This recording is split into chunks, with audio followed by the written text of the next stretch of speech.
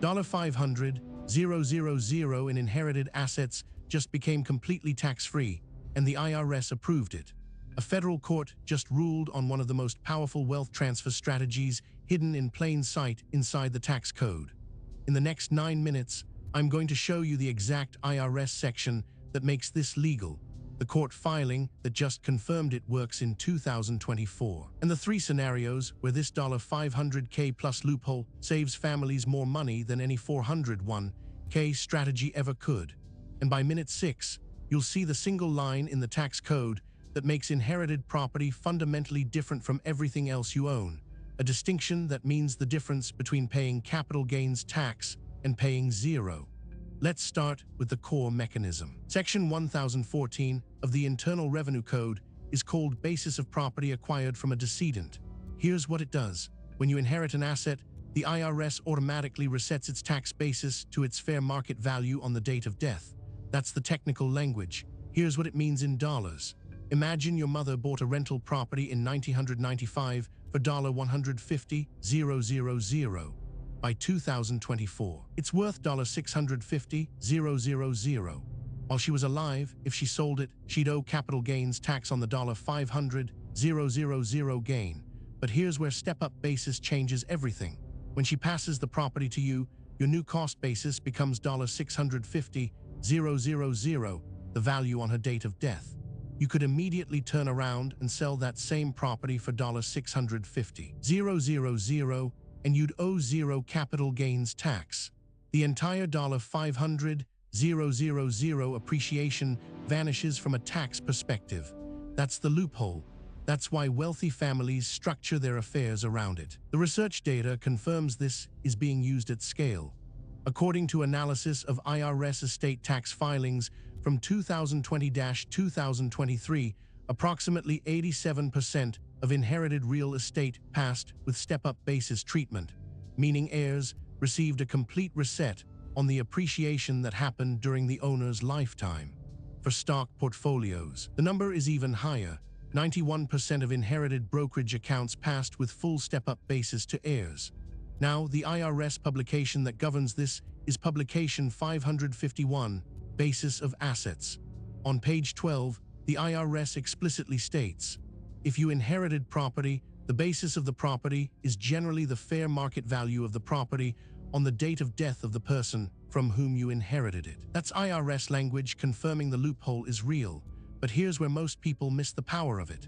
The $18,000 annual gifting limit exists for a reason. In 2024, you can give away $18,000 per person per year. That's a total of $36,000 if you're married, giving to one recipient. But that reduces your lifetime exemption from $13.61 million down to $13.592 million. However, if you simply hold that asset and pass it at death with step-up basis, you transfer the entire appreciated value tax-free, and you haven't used a single dollar of your lifetime exemption. For high net worth families, this is the entire estate planning strategy. Hold, don't gift. Die, and let step-up basis do the work. Let's ground this in real numbers. A married couple, both age 62, has built a real estate portfolio worth $2 million. Their original cost basis in that portfolio is $8 million. If they tried to sell it during their lifetimes, they'd owe capital gains tax on the $4 million gain at a 20% federal long-term capital gains rate, which applies to high-income earners. The rate starts at 15% and jumps to 20% for income over $492,300 in 2024. That's $480,000 in federal tax alone. Add state capital gains tax in California, that's an additional 13.3%, and the total bill is $804,000.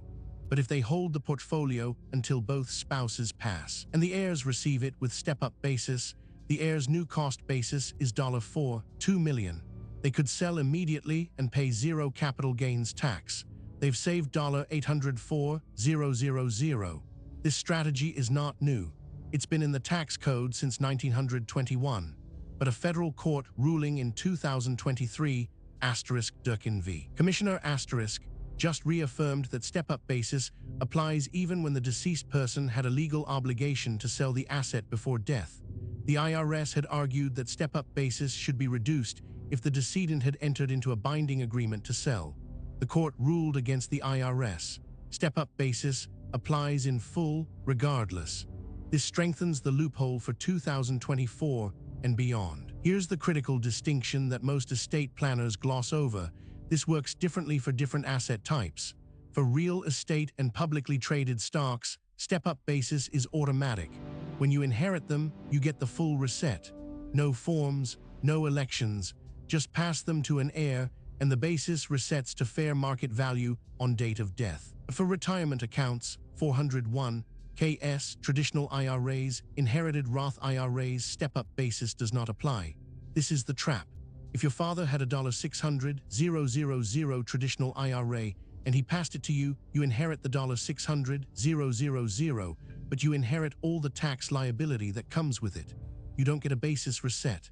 You owe income tax on every dollar you withdraw. This is why inherited retirement accounts are the opposite of the step-up basis loophole.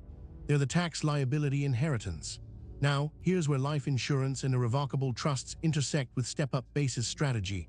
If you have an irrevocable life insurance trust, ILIT, the life insurance death benefit passes outside your estate, completely free of estate tax.